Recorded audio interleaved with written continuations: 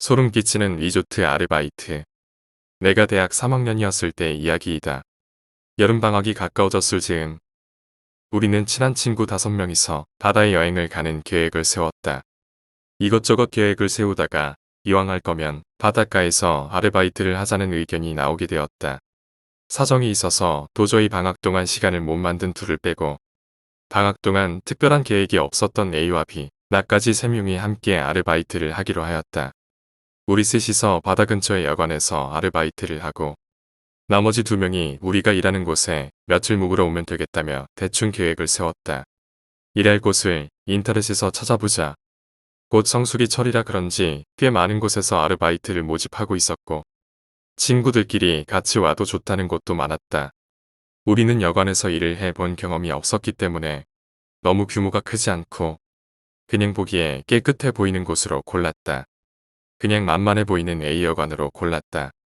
게다가 그 A여관의 근처 바닷가는 그 동네에서 헌팅의 명소로 꼽힌다는 스페셜 옵션까지 따라왔다. 여관에 전화를 걸어서 아르바이트 모집하는 광고를 보았다고 신청을 하자 흔쾌히 3명 다 꼭 와달라고 하였고 내가 중간에 친구들이 오기 때문에 이틀 정도 일을 빼달라고 부탁을 하자 그만큼 열심히 일해야 한다라는 말뿐. 별다른 조건 없이 정말 시원시원하게 일이 진행되었다. 얼마 후 방학이 시작하고 어영부영 지내다 보니 아르바이트가 시작하는 날이 되었다. 우리는 타지에서 아르바이트를 한다는 뭔가 모를 긴장감과 기대감으로 한껏 가슴이 부풀어 올라 있었고 여행하는 기분으로 기차를 몇 번 갈아타고 버스를 2번 갈아타자 한 달 남짓 먹고 자면서 일을 할 A여관이 보였다.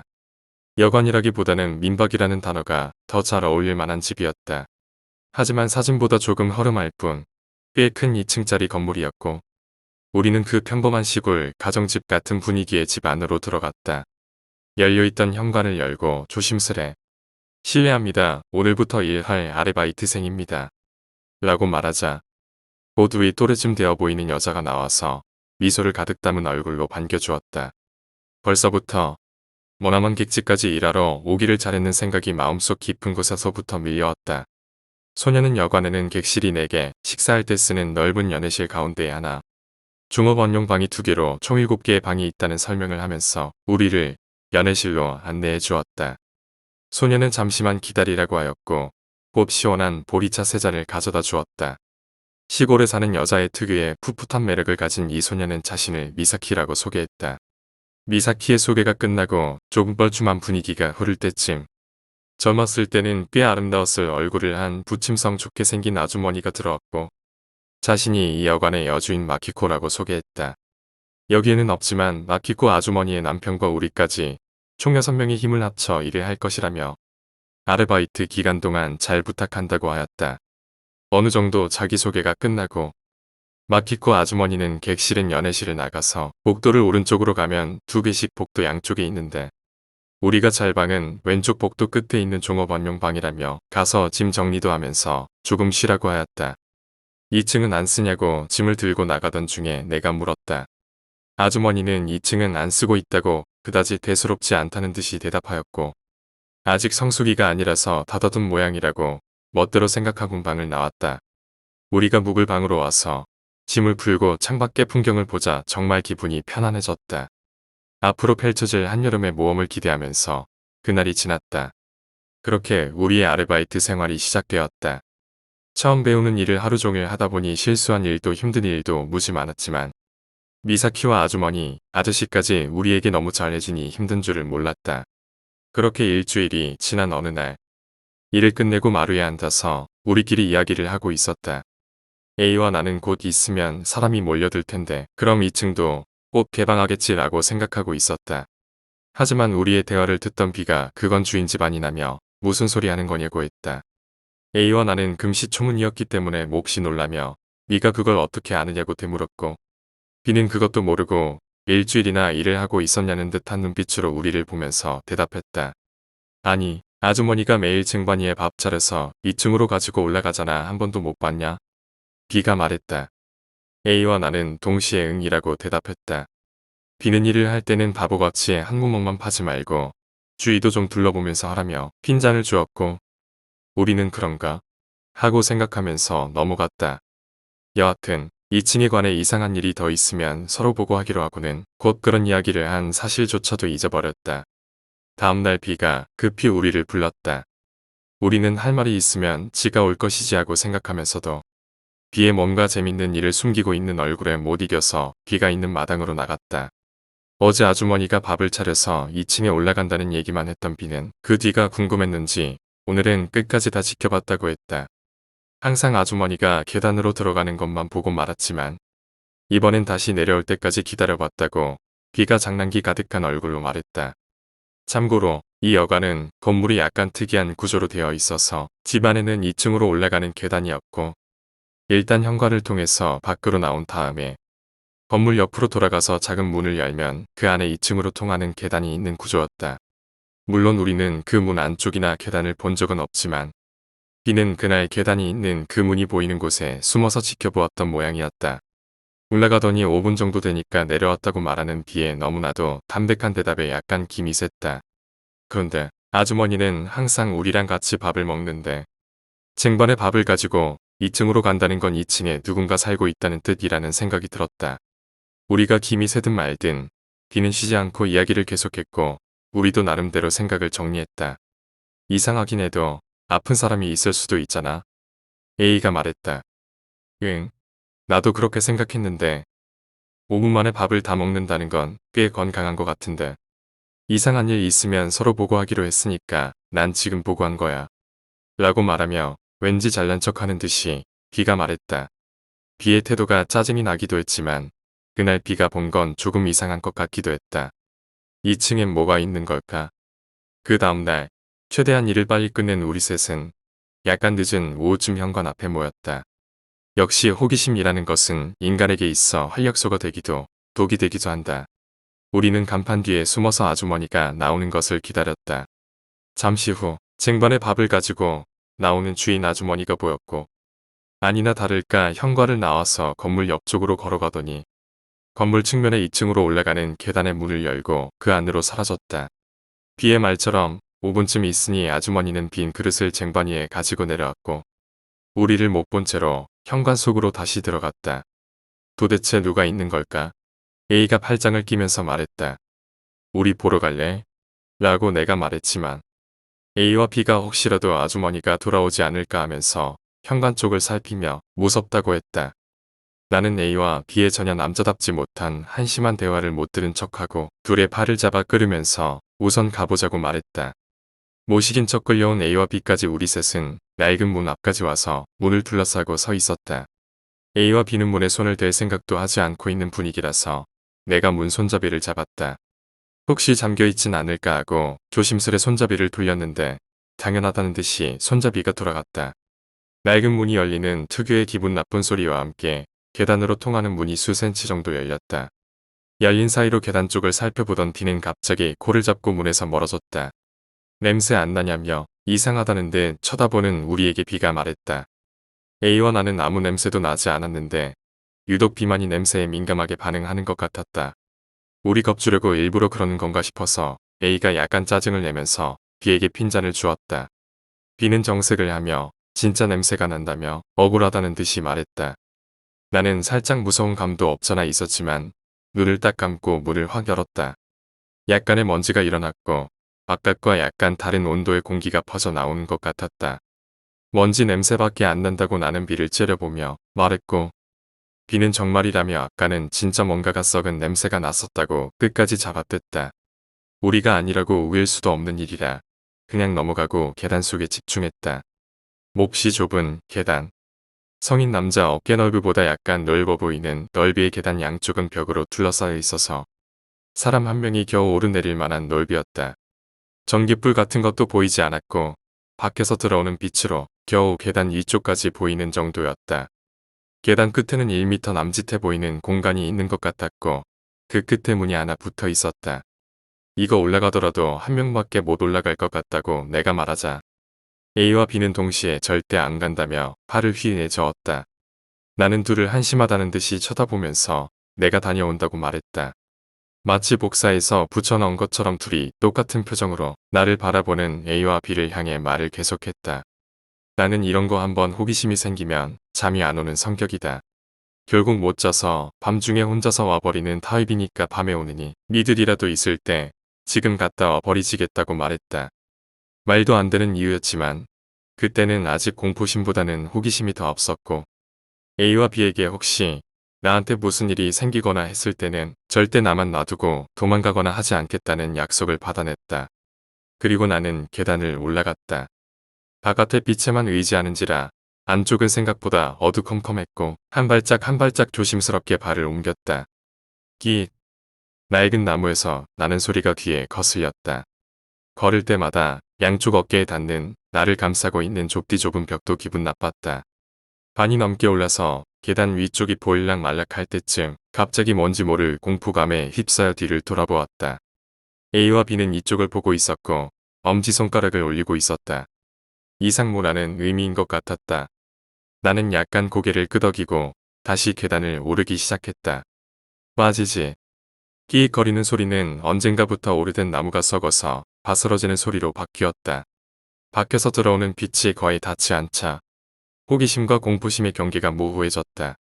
지금이라도 돌아 내려가서 도망치고 싶다는 생각이 점점 커졌다. 빠지지.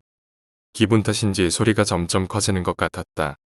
소리와 함께 바닥을 밟는 감축이 꼭 수천 마리의 벌레를 밟으면서 걸어나가고 있는 기분도 들었다. 어둠에 어느 정도 눈이 적응이 되었지만 바닥은 새카맣게 보일 뿐이었지만 별달리 움직이는 것도 없었기 때문에 그냥 썩은 나무가 맞는 것 같았다. 깜깜하고 좁은 폐쇄 공간으로 발을 옮겨야 한다는 사실이 알 수 없는 공포심을 낳았고 나는 몇 번이나 뒤를 돌아보며 현실감을 놓치지 않으려고 길을 쓰고 있었다. 계단을 거의 다 올라온 지금은 역광과 함께 A와 B의 모습은 흐릿하게 밖에 보이지 않았다. 하지만 치켜들고 있는 엄지손가락은 확실히 보였다. 내가 내디딘 한 발짝들이 모여서 드디어 계단의 끝까지 올라오게 되었고 1미터도 조금 더 되는 복도가 보임과 동시에 강렬한 악취가 코를 찔렀다. 나는 방금 전 비와 똑같은 반응을 하였다. 썩은 음식물 쓰레기와 하수도의 냄새가 섞인 듯한 냄새. 구역질이 넘어오는 걸 간신히 참으며 눈을 가늘게 뜨고 앞을 보았다. 그때 보인 건 나와 1미터 정도밖에 떨어져 있지 않지만 어두워서인지 더 멀리 있는 것처럼 보였던 복도의 끝구석에 쌓여있는 밥이었다. 그리고 그 썩은 밥의 표면은 비록 어둠 속이었지만 그 표면 위에 꾸물거리는 수많은 점들을 돋보이게 하는 데는 충분한 흰색이었다. 자세히 보이지 않아서 정확히 어떤 벌레인 줄은 모르겠지만 아무튼 수백 마리의 벌레에 기겁하면서 무의식 중에 그것에서 눈을 피했고 어둠에 완전히 익숙해져 버린 내 눈의 계단 끝에 보였던 문을 보았다. 밑에서는 문의 위쪽밖에 보이지 않아서 몰랐지만 이 문은 문의 중간 부분에 벽까지 이어지는 판자를 여러 장 든 다음에 그 위에 못을 박아서 열지 못하게 해놓았고 그 위에는 셀 수도 없을 만큼 많은 부적이 붙어 있었다. 그 위에 가는 실을 못에 걸어서 거미줄처럼 쳐놓은 것도 보였다. 나는 그때 태어나서 처음 부적이라는 것을 보았다. 그래서 그것이 100% 부적이라고는 못하겠지만 어디서 어떻게 보아도 무언가를 가둬두었습니다. 라는 분위기였다. 나는 내가 저지른 일이 잘못된 일인 것을 깨달았다. 이미 악취 따위는 신경도 쓰이지 않았다. 돌아가자. 아니, 도망가자. 그렇게 생각하면서 좁은 복도에서 뒤로 돌았다. 내가 뒤로 돌자마자 문의 저편에서 무엇인가를 긁어내는 소리가 들렸다. 그리고 동시에 불규칙적인 호흡소리도 들렸다. 나는 심장이 멎어버리는 줄 알았다. 누구지? 아니, 뭐지? 그대로 뒤를 보지 않고 도망치면 되는 것이라고 생각하겠지만 본인이 저런 상황이 되어보라. 몸 말을 듣지 않고 얼어붙을 뿐이었다. 뒤를 돌아볼 용기도 없거니와 앞으로 도망칠 힘도 나질 않았다. 꼼짝도 못한 채 괴이한 소리가 들려오는 문을 등지고 얼어붙은 나는 눈알만이 겨우 움직일 뿐 눈을 깜빡거리는 것조차도 하지 못했다. 손에 뾰족한 것을 들고 있었다면 귓구멍을 쑤셔버리고 싶었다. 움직이지 않는 다리를 어떻게든 움직여보려고 온 신경을 집중했다. 그때 딱 한순간 말 그대로 눈 깜짝할 새 내 귀를 괴롭히던 소리가 멈췄고 정적이 왔다. 무거운 것이 문에 부딪힌 듯한 큰 소리가 났고 또다시 불규칙적인 호흡소리와 함께 무언가를 긁는 소리가 계속되었다. 처음에는 문 뒤쪽에서 나던 그 소리는 지금은 내가 서 있는 곳의 위쪽, 내 바로 머리 위에서 들려오고 있었다. 내가 있는 천장 위로 이동한 것일까? 다리가 후들거렸다. 입술이 바짝 말라서 붙어버린 것일까? 입도 떼어지지가 않았다. 그 소리는 내 양쪽 귀 아니 몸 전체를 휘감았고 나를 둘러싸고 있는 얇은 벽만이 그것과 나를 나누고 있다는 생각에 뒤통수부터 허리까지 땀으로 축축하게 젖고 있었다. 급기야 소리가 피부로 느껴지는 기분을 온몸으로 느끼고 이제는 이 소리가 벽에서 나는 소리인지 내 머릿속에서 나는 소리인지 분간이 가질 않았다. 바로 그때 A와 B에 빨리 내려오라는 외침이 들렸다. 그 순간 눈물 날 정도로 반가운 현실감과 함께 몸이 자유를 되찾고 단 한순간도 낭비하지 않고 나는 계단을 달려 내려가기 시작했다. 나중에 A와 B에게 들은 바로는 눈을 감은 채로 거의 굴러 떨어지는 것처럼 내려왔다고 한다. 계단을 다 내려온 나는 우선 그 지옥에서 조금이라도 멀어지고 싶어서 멈추지 않고 둘의 옆을 그대로 계속 달려서 우리가 묵고 있던 방까지 도망쳤다. 솔직히 말하면 방까지 어떻게 도망쳤는지는 기억이 없다. 헐떡이며 방으로 돌아오자 바로 뒤를 A와 B도 쫓아왔다. 나는 A와 B의 괜찮냐는 질문에 아무 대답하지 못했다. 아직도 귓가에 맴도는 그 소리와 함께 또다시 그 기억을 떠올리는 게 죽을 만큼 무서웠다. 아무 말도 않고 가쁜 숨을 몰아쉬며 눈에 초점을 잃은 나에게 뭐 먹고 있냐고 A가 물었다. 난 질문의 의미를 이해하지 못했다. A는 말도 안 되는 소리를 계속 짓거렸다. 너 계단을 올라가서는 금방 무릎 꿇고 앉았잖아. 우리는 네가 뭐 하는지 싶어서 눈을 가늘게 뜨고 자세히 보니까 네가 뭔가를 먹고 있었어. 뭔가 열심히 입안으로 쑤셔 넣는 것 같은. A가 말하며 A와 B는 동시에 내 가슴팍을 쳐다봤다. 그 시선을 따라 나도 무의식적으로 내 가슴을 내려다보자. 입고 있었던 흰색 반팔 티셔츠의 가슴 쪽이 썩은 밥풀과 지식여진 구더기. 아직도 살아서 꿈틀거리는 구더기로 더럽혀져 있었다. 그 순간 코를 찌르는 썩은 냄새 때문에 나는 그대로 화장실로 달려가서 그대로 토하기 시작했다. 무슨 일이 일어나고 있는지 이해가 되질 않았다. 나는 계단을 올라가서 무슨 일이 있었는지 생생하게 기억하고 있었고 잊을래야 잊을 수도 없었다. 단 한 번도 무릎을 대고 앉은 적이 없었고 내가 그 썩은 음식물을 먹었을 리가 없었다.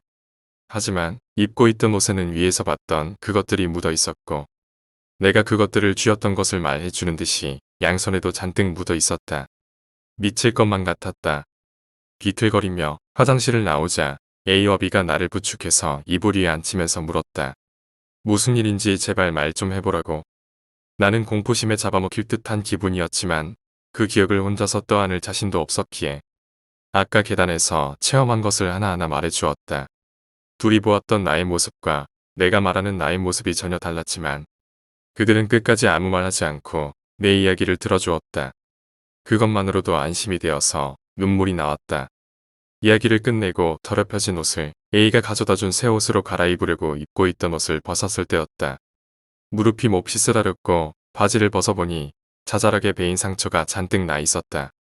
이상하다고 생각하고 자세히 보니 상처에 작고 뾰족한 플라스틱 파편 같은 것이 붙어 있었고 그것이 아마 상처를 낸 것이라고 생각했다.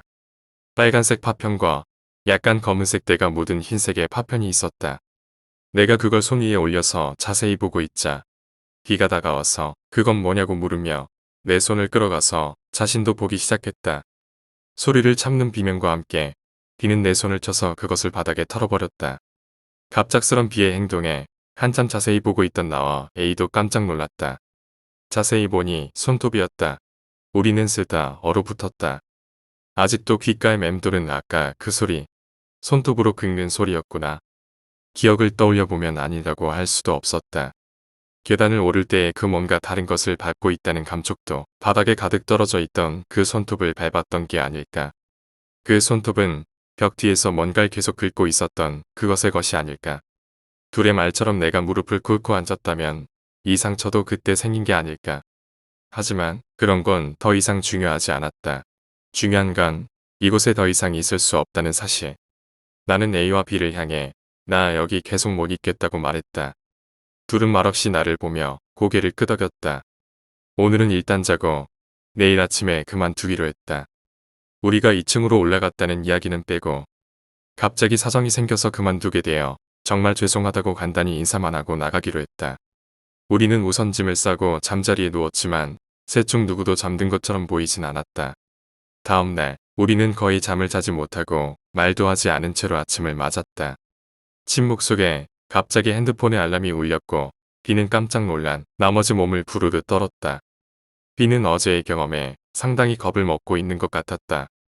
평소에도 남에게 친절한 성격의 비는 알람을 끄고 누운 채로 나보다 훨씬 무서운 일을 당하고 있는 줄도 모르고 도와주러 못 가서 미안하다고 말했다. 어제 일을 떠올리면 나는 그런 따뜻한 말만으로도 너무 고마워서 눈시울이 붉어질 정도였다. 가만, 나보다 훨씬이라니 2층에 올라간 건 나이고 A도 B도 밑에서 보고 있었을 뿐이었는데 그건가?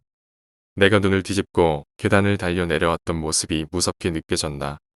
아니면 그냥 내가 말해준 이야기가 무서웠다는 뜻인가?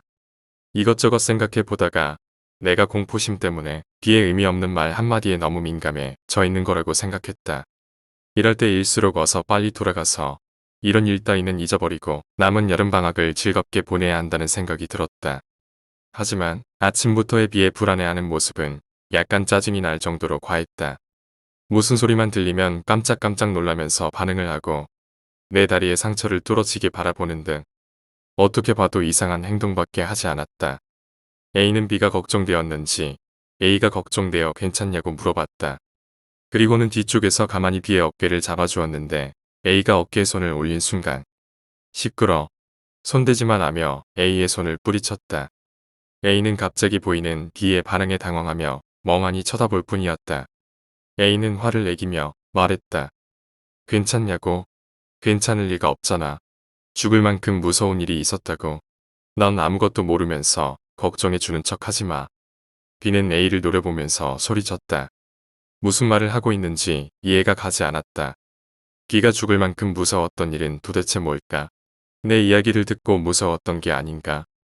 B는 평소에 아무리 괴롭히더라도 화 한 번 내지 않는 온화하고 꼼꼼한 성격이었기 때문에 이렇게 화를 내는 모습이 정말 낯설었다. 죽을 만큼 무서운 일이라니. 넌 계속 계단 밑에 있었잖아. 내가 참지 못하고 물었다. 응, 밑에 있었어. 밑에서 계속 보고 있었지. 그리고 지금도 계속 보고 있어.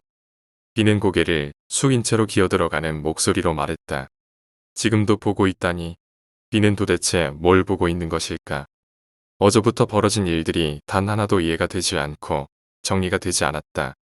일단 벽을 보고 부들부들 떨거나 갑자기 비명을 지르면서 웅크리거나 하는 B의 행동은 B가 무언가에 시이거나 미쳐버린 것처럼 보였다.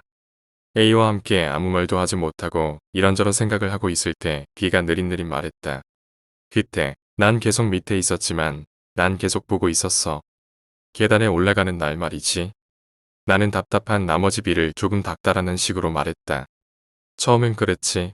그랬는데 네가 계단을 다 올라갔을 때쯤부터 보이기 시작했어. B가 말했다. 이때부터 나는 속으로 이야기는 정말 듣고 싶지 않다는 생각으로 가득 찼었다. 하지만 혼자서만 담아두기엔 너무 힘들어서 하나둘씩 말을 하는 것 같은 B를 보니 어제 내가 생각나서 참았다. 앞뒤가 맞지 않는 내 이야기를 친구들이 말없이 들어준 것만으로도 얼마나 안심했는지를 기억하면서 끝까지 들었다. 한참을 말을 잇지 못하고 바닥만 쳐다보고 있던 B는 뭔가를 각오한 듯한 얼굴로 우리에게 말을 이었다. 그림자. B는 흠칫 놀라는 A와 나를 쳐다보면서 차분한 목소리로 이야기를 계속했다. 처음에는 내 그림자인 줄 알았다고 했다. 그런데 네가 무릎 꿇고 앉아서 그걸 먹고 있을 때도 그림자가 내 주위를 계속 움직이고 있다고. 무릎을 꿇고 앉아버린 내 그림자는 이미 보이지 않았을 텐데. B는 입이 마르는지 입술에 혀로 침을 바르고는 계속했다. 그리고 그것 말고도 움직이는 그림자가 셋넷 정도 있었다고 했다. 나는 온몸에 한꺼번에 소름이 솟아오르는 소리가 들리는 듯했다. B의 이야기가 농담이었으면 좋겠다고 생각했다. 하지만 지금 눈앞에서 조용조용히 이야기를 하는 B의 모습은 거짓말이나 장난을 하고 있는 것으로는 보이지 않았고 혹여 B에게 농담하지 말라는 말이라도 했다가는 큰일이 날 만큼 심각한 얼굴이었다. 거긴 나밖에 없었는데 그리고 거기엔 3명 4명이나 움직일 수 있는 공간이 없어. 나는 어떻게 해서든 사실이 아니길 바라며 힘겹게 B에게 말했다. 그것들이 사람이 아닌 것 정도는 알잖아. 당연한 걸 묻느냐는 듯한 얼굴로 B가 대답했다. 나는 아무 말도 하지 못했다. 그리고 절대 사람은 그렇게 하지 못해. B가 흘리는 듯이 말했고 나와 A는 무슨 말이냐고 금방 되물었다. 전부 벽이랑 천정에 붙어 있었어. 꼭 거미처럼 벽이랑 천정을 왔다 갔다 하면서 스멀스멀 기어다녔어. 그러더니 비의 호흡이 거칠어졌다. 우리는 비를 우선 안정시키려고 이불로 데려가서 눕혔고 한참을 흥분 상태에 빠졌지만 다시 안정을 되찾아서 이야기를 계속했다. 그건 사람이 아니라고. 처음부터 사람이 아니었다고 했다. 사람의 생김새를 하고 있었지만 절대 사람이 아닌 심장을 입으로 토해낼 것 같은 기분이었다. 비의 말이 맞다. 절대 사람은 아닐 것이다. 그럼 나는 내 주위에서 무엇인가가 계속 움직이고 있었는데도 눈치채지 못하고 해나한 밥만 먹고 있었단 말이었다. 그럼 그 소리는 뭐였지? 그 뭔가를 손톱으로 긁는 소리는 문 뒤쪽이 아닌 내가 있던 쪽의 벽에서 나는 소리였나? 그 숨소리도 공포에 질려 머리가 띵해지기 시작했다. 셋 다 아무 말도 하지 않고 각자 바닥에 앉아서 미치지 않으려고 집중했다. 무의미한 심호흡 소리만이 들려왔다. 정막을 깨고 A가 말했다. 그런데 B야, 너 방금 지금도 보인다고 했잖아. B는 A의 말이 끝나기도 전에 대답했다. 아니, 미안, 아깐 좀 착각해서 그랬어. 아무것도 없어. 지금은 미안해. 누가 봐도 억지 웃음이었다. 웃고 있는 B의 눈은 다른 곳을 보고 있었다. 하지만 A와 나는 더 이상 아무것도 묻지 않았다. 솔직히 말하면 무서워서 아무것도 묻지를 못했다고 하는 편이 정확할 것 같다. 처음에는 화까지 내며 이야기를 시작한 B가 지금은 무언가를 감추려 하고 있었다. 혹시라도 무슨 이야기를 더 듣게 된다면 정말 머리가 돌아버릴 것 같았다. 또다시 침묵. 조금 있으니 문 밖에서 미사키가 아침 식사 준비가 되었다면서 우리를 불렀다. 식욕이 있을 리가 없었지만 셋 다 아침을 걸으면 아주머니와 모두가 이상하게 생각할 것 같아서 너무 안색이 창백했던 B만 방에서 쉬도록 놔두고 미사키한테 주먹밥이라도 만들어 달라고 할 테니 나중에 먹으라고 말하며 A와 둘이서 연애실로 향했다. B는 찾아보고 싶은 게 있다고 내 노트북 좀 쓴다고 말했다. 연애실 문을 열자 아주머니와 아저씨, 미사키가 먼저 앉아 있었고 아주머니는 들어오는 우리를 보더니 내 발 쪽을 한번 보고는 미소를 듬뿍 지으며 잘 잤냐고 물었다. 항상 듣는 아침 인사지만 마치 어제의 일을 다 알고 있는 것처럼 보여서 기분이 나빴다. 우리는 태어난 얼굴로 B가 몸이 좀 안 좋아서 방에서 쉬고 있기 때문에 미사키에게 나중에 주먹밥 몇 개만 만들어 달라고 부탁하고 자리에 앉았다. 아침 식사를 하는 동안 아주머니는 계속 활짝 웃는 얼굴로 나를 빤히 쳐다보았다. 도저히 밥이 넘어가질 않았다. 아저씨와 미사키도 그 이상한 공기를 눈치채고 흘끔흘끔 보기 시작했다. 분위기에 못 이긴 우리는 밥을 먹는 둥 마는 둥 하고 도중에 식사를 마쳤다. 모두의 식사가 끝날 때까지 기다렸다가 아주머니께 할 이야기가 있으니 잠시만 기다려 달라고 하고 1분 1초라도 빨리 이 집에서 나가기 위해서 방으로 B를 부르러 나갔다. 방문 앞까지 오니 방 안에서 이야기 소리가 들렸고 문을 열고 들어보니 B가 어딘가에 전화를 하고 있는 것 같았다. B의 통화가 끝날 때까지 기다렸다. 예, 꼭 오늘 부탁드립니다. 예, 고맙습니다. 오후까지는 갈 테니까 잘 부탁드리겠습니다. 라고 하곤 전화를 끊었다. B는 오늘 가야 할 곳이 있는 모양이었다. 별로 뭔가를 묻고 싶은 기분도 아니었기에 아무것도 묻지 않고 B를 데리고 연애실로 향했다. 연애실에 돌아오자 미사키와 아주머니가 밥상을 치우고 있었다.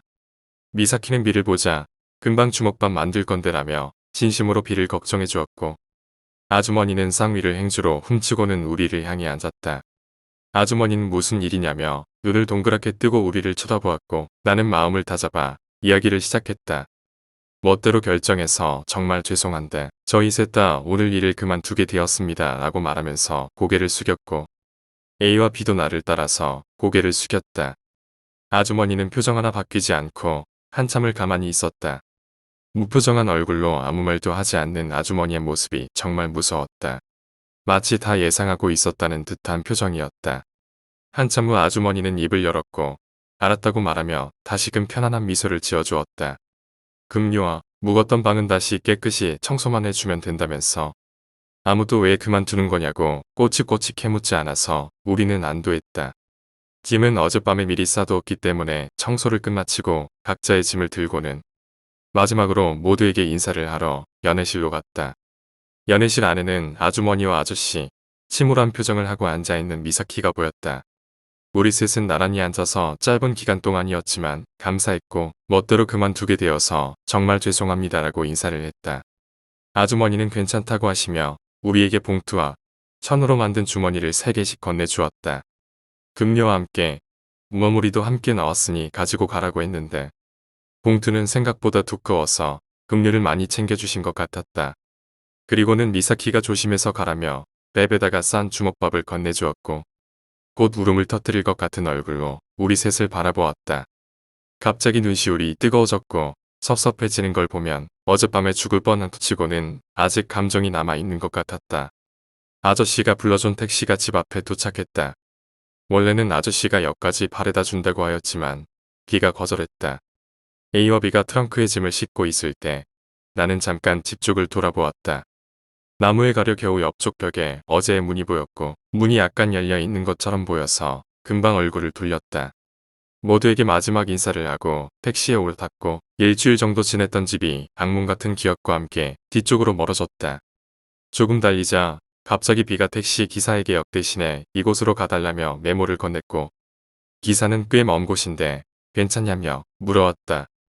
우리는 무슨 일인지 몰랐기에 B를 쳐다보았고 B는 결연한 얼굴로 괜찮으니까 빨리 가달라고 했다. 그리고는 우리 쪽을 보고 너희들이랑 꼭 가야 할 때가 있어서 그런다는 한마디만 했다.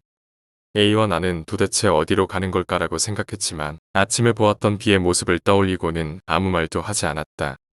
지지직거리는 라디오 소리만이 들려오는 가운데 택시가 한참을 달렸을 때 택시기사가 미러 너머로 우리를 쳐다보면서 뒤에 따라오는 차 아는 사람이냐고 물어봤다. 깜짝 놀라 뒤를 보니 아저씨가 자신의 경트럭을 타고 따라오고 있었고 우리 그 뒤를 돌아보자 경적을 울리면서 손을 흔들었다. 놀라서 약간 무서운 기분이 들었지만 평소에 자상했던 아저씨였기에 혹시 우리가 놔두고 온 물건이라도 있었나 싶어서 택시를 멈춰달라고 하고는 차에서 내렸다.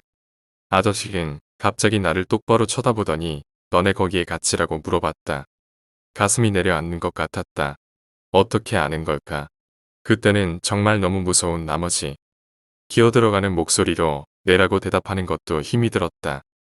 내 대답을 들은 아저씨는 깊은 한숨을 쉬더니 이야기를 계속했다. 이대로 가면 그것들이 데려가 버릴 거야 라고 말했다. 우리가 미리 말을 안 한 잘못도 있지만 도대체 왜 그런 데를 간 거냐고 물었다. 다른 말은 들리질 않았다. 데려가 버린다니. 누가 누구를 어디로 데려간다는 말인가. 지금 집으로만 가면 다시 즐거운 여름방학이 기다리고 있는데 말도 안 되는 소리라고 생각했다. 불안해져서 A를 보았다. A는 나보다 더 불안한 얼굴을 하고 나를 쳐다보고 있었다. 그대로 눈길을 돌려 B를 보았다. 괜찮아. 내가 아까 인터넷에서 용한 무당을 찾았는데 그 사람한테 부탁해서 지금 그리로 가고 있는 중이야. B는 우리 둘을 번갈아 쳐다보면서 말했다. 믿을 수가 없었다. 역시 나에게 뭔가가 시인 것일까? 난 죽는 걸까? 왜 그런 곳을 갔느냐고. 그런 곳이었으면 처음부터 말을 해주던지 문을 잠궈 놓든지 할 것이지. 참고 있었던 이런저런 생각들로 머릿속이 패닉 상태가 되어가고 있었다. 아저씨와 뭔가 이야기가 통하는 것 같은 B는 계속 이야기를 해나갔다. 무당이라니. 아저씨가 놀란 눈으로 B에게 물었다. 너 보이는구나. 아저씨는 신기하다는 듯이 B에게 말했다. 지금은 그 이야기 하기 싫은데. B는 눈을 피하면서 말을 바꾸려는 것처럼 보였다. 나는 반사적으로 B의 멱살을 잡았다. 아침부터 도대체 무슨 소리냐며 하기 싫다는 건 또 무슨 말인지 따졌다.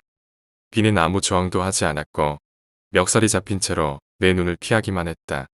아저씨는 나를 말리면서 니들은 아직 안 보여서 그런 거라며 지금 가장 위험한 건 사실은 B라고 말했다. 아까부터 보이네 말해 하는 말이 무슨 말인지 화가 난 채로 아저씨에게 물었다.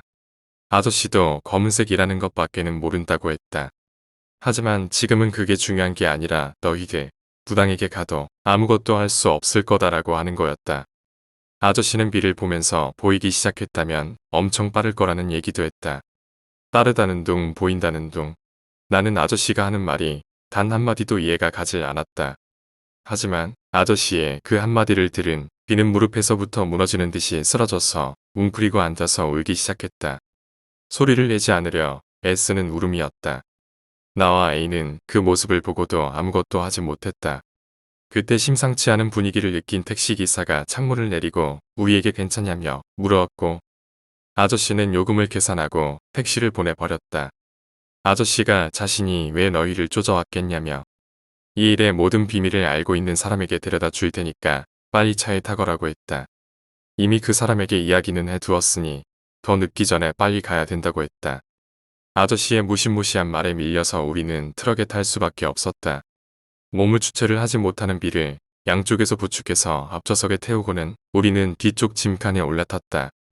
짐칸에 사람이 타고 있는 걸 아는지 모르는지 엄청난 스피드로 달려서 어디로 얼마나 달리고 있는지도 모를 새에 도착하였다.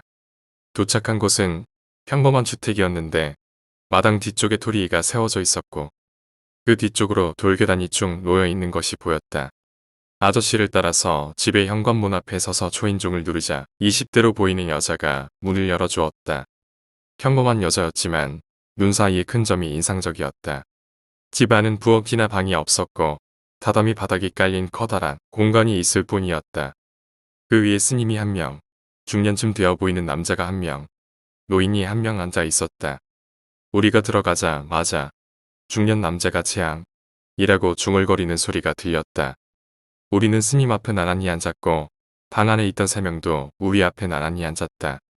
그곳에 간 것은 이놈이요. 노인이 비를 가리키며 아저씨에게 물었다. 아닙니다. 올라간 건 예고. 비는 밑에서 보기만 했다고 합니다. 옆에 앉아있던 스님은 그 이야기를 듣고는 잠시 동안 눈을 감고 무엇인가 생각하더니 당신은 이런 경험을 전에도 한 적이 있냐고 비를 향해 물었다. 비가 없다고 힘없이 대답하니 스님은 이상한 애라고 탄식과 함께 말을 흐렸다. 비는 울음을 참는 듯한 목소리로 죽는 거냐고 더듬더듬 물었다. 그러자 스님이 깊은 한숨을 쉬고며 이대로라면 확실히 죽을 거라고 말했다. 비는 영혼이 빠져나간 듯이 더 이상 떨지도 않고 바닥에 한 곳을 뚫어지게 바라보기 시작했다. 스님은 무슨 이야기인지 이해가 안 가는 것도 당연하다면서 나에게 그곳에 갔을 때 무언가 위화감을 느끼지는 않았는지 물었다. 나는 무언가 긁는 소리와 이상한 숨소리, 문 앞에 잔뜩 부적이 붙여져 있다고 말했다. 스님은 내 말을 듣고 한참을 생각하더니 다시 입을 떼었다. 아마도 나는 그 사람이 아닌 것의 존재를 귀로 느꼈고 비는 눈으로 느낀 것 같다고 했다. 본래대로라면 그것은 사람에게는 절대 느낄 수 없는 것이고 정말 조용히 몰래 숨어 있는 것인데 무슨 이유에서인지 가끔씩 이렇게 사람들을 괴롭게 한다고. 스님은 세상이 끝난 것 같은 분위기에 우리를 한번 쓱 쳐다보더니 말을 계속했다. 지금 이 안에서는 결계를 쳐놓았기 때문에 사람이 아닌 것들은 발을 들이지 못해.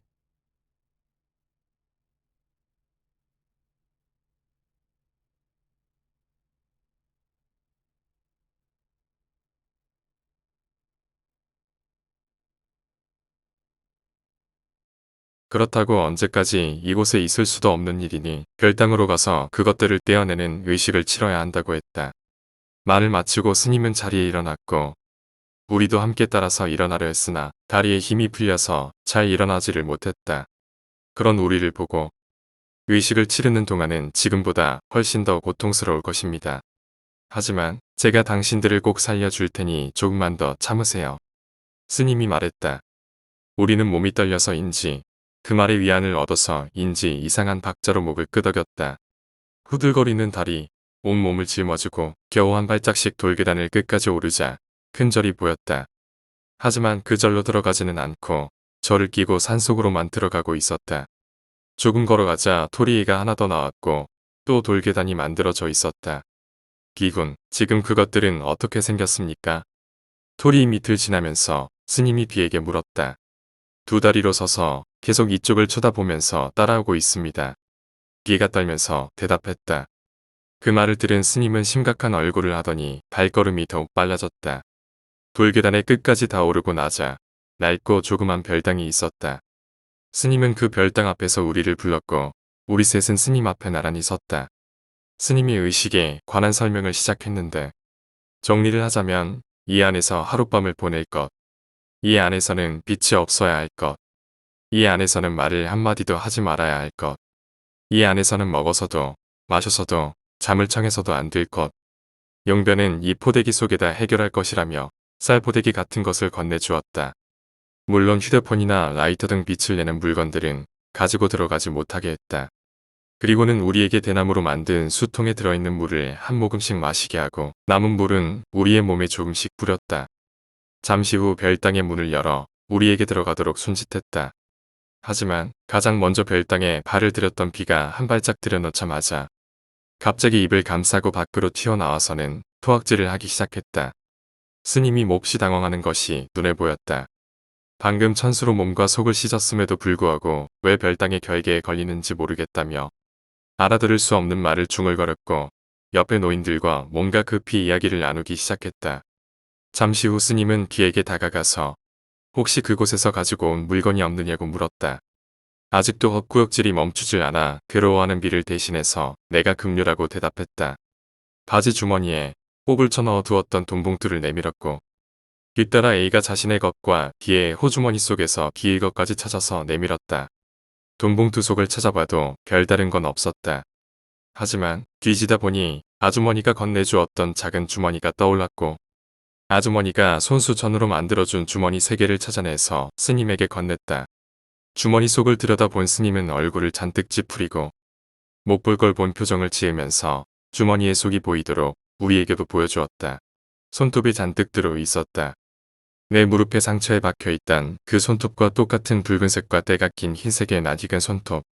그걸 본 비는 또다시 토악질을 하기 시작했다. A와 나도 더 이상은 참지 못하고 구역질을 해버렸다. 그것을 보고 있던 스님도 눈살을 찌푸릴 정도로 심한 광경이었다. 한참을 토악질과 헛구역질을 하다가 겨우 진정이 되었을 때 우리는 자신의 휴대폰과 지갑을 스님에게 맡기고 별당 안으로 들어갔다. 스님은 문을 절대로 열어서는 안 된다고 했다. 스님은 본당에 있을 것이니 내일 아침까지 누구도 이곳에 오는 일은 없을 거라고 했다. 스님은 별당의 문을 닫기 전에 벽 너머의 것과 절대 대화를 해서는 안 된다고, 이 별당 안에서 목소리를 내는 일도 절대로 안 된다고 신신상부를 했다. 스님은 뱃속에 든 것을 다 비우고 창백한 얼굴로 있는 대로 겁에 질려 있는 우리를 약간 못 믿어온 듯이 쳐다보면서 마지막 당부를 했다. 우리는 고개를 끄덕이는 수밖에 없었다. 별당 안은 서늘했다. 실제로 여기서 먹지도 마시지도 않고 잘할 수 있을지 불안했지만 겨우 하룻밤 정도는 버틸 수 있을 것 같았다. 건물 자체는 꽤 낡고 벽에는 곳곳에 틈새가 있었다. 그렇다고 해도 상당히 작은 것이지만 아직 대낮인지라 밖에 빛이 그 틈새로부터 들어와 A와 B의 얼굴도 확실히 확인할 수 있었다. 얼굴이 보인다 해도 아무것도 말할 수 없는 상황은 태어나서 처음이었다. 잠시 후에 서로 얼굴을 보는 횟수도 적어져 마지막에는 서로 다른 방향을 향하고 있었다. 말하고 싶어도 말할 수 없는 것도 답답하지만 앞으로 얼마의 시간이 남았을지 짐작도 할 수 없는 우리들은 단지 막연하게 그 자리에 있을 수밖에 할 수 없었다.